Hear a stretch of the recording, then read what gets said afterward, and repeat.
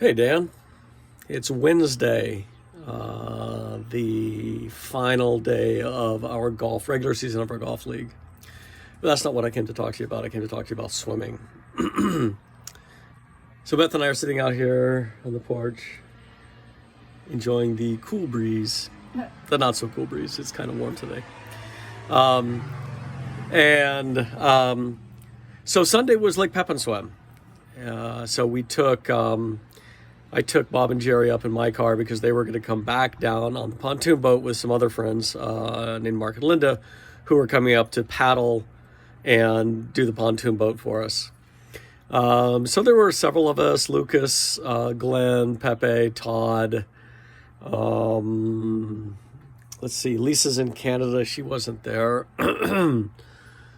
Jerry and Bob, of course, and.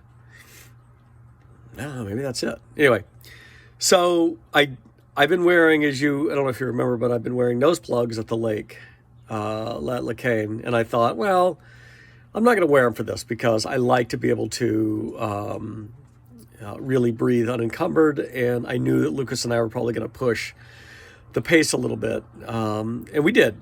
We had a good swim. It was pretty gnarly weather with waves off of the stern quarter, so they would often lift your legs up and go like this. So you would go to pull, the wave would pass you by, and you would pull nothing but air. But we swam pretty fast, 46, 40, 46, 30, which is, I don't remember. I think my fastest time was maybe 45 and change, but honestly, I don't know. We were no wetsuits. And I didn't really notice much from the river. Allergen-wise, Jerry said that she did take a Claritin, and after we were done swimming.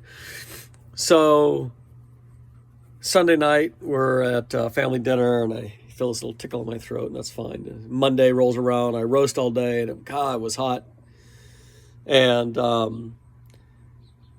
get through Monday, and I was really tired after the swim on Sunday. I ended up taking a long nap. And then on Monday, I went to bed at like 10 till 8. I had my pajamas on because Colleen was still in my bed.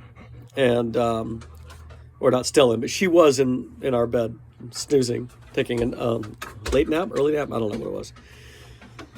And I woke up like a couple hours later. I was on fire hot because I had my pajamas on. I was under the covers, and I was having weird, ghostly, haunting dreams.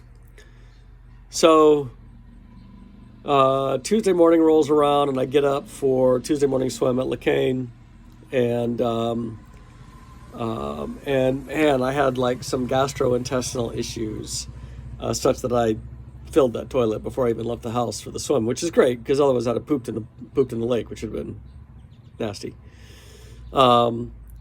So I get to the lake, and Jerry's like, yeah, I was a little more stuffed up the next day afterwards. And it's like, yeah, I feel something. I don't know what it is, but I don't feel well. So we get through that swim, and Tuesday, it's hot, and I'm hot, and I can't cool down. I feel like I need water. And I get home, we get to the evening, and I'm just kind of a little bit stuffed up. And I end up going to bed, I don't know, at usual time, 9 o'clock, whatever it is. So Beth comes to bed at, I don't know, whatever time she comes at, 1, 2, 3 in the morning, whatever it is. 11:15. 11:15. And I wake up, and I just really wasn't feeling well. So I grab my blanket, and I go upstairs to sleep in Taryn's bed. Tell him thank you, by the way. And, no, excuse me, I slept on the couch. But I didn't sleep well. I was just kind of tossing and turning, and I had a headache. And I thought, maybe this isn't from the lake. So I went into our closet, and I pulled out one of these. And in fact, it wasn't from the lake. I'm positive it wasn't from the lake. So that was yesterday, I don't know, whatever time that was. So I stayed at home all day today.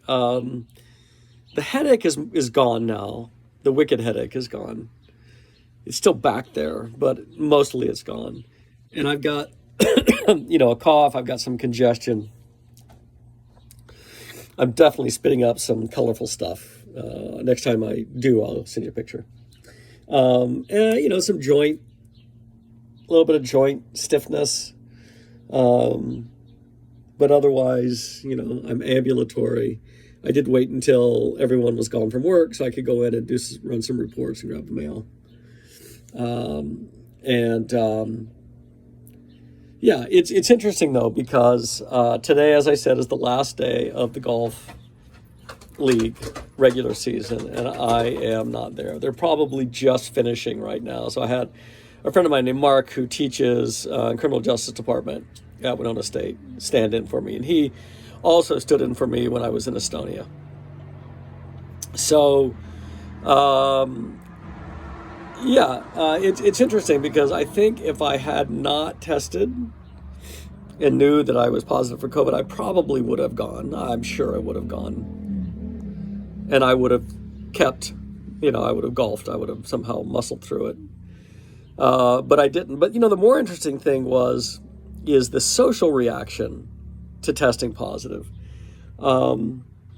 It's funny how much stigma there is around it, where nobody really wants to talk about it. So nobody has said to me, oh, by the way, I think you might have gotten it from me because I have it or had it or whatever. So I've heard nothing. So clearly I got it from somebody. Now, granted, that person could have been asymptomatic, but anyway, it's I find that the less you say, the better off you are, maybe. But, really why I tested was, partly just so Beth knew, because we're supposed to go to Michigan this weekend, as you know, and to pick up or to help Marshall and Kelsey move in. And then we're going to Florida next Wednesday. The day you leave, we're leaving as well. So there's a lot of stuff going on in short order. Beth is being a yo woman, and she's not making me stay in my little room by myself. So on the other hand, we're not really cuddling either. So, anyway, that's my story. I'm assuming by Sunday when you get here, because I really felt those first symptoms Sunday night, that, we'll be good. So hopefully you're not worried. Hell, you braved camp and the gauntlet of COVID there. So, what did you call it? The tsunami of COVID? Is that what you called it? Anyway, that's all I've got. That's my story. I'm sticking to it. I'll see you Sunday, either somewhere on the road between Menominee and Winona, because my van is probably broken down, or in Winona. Peace out.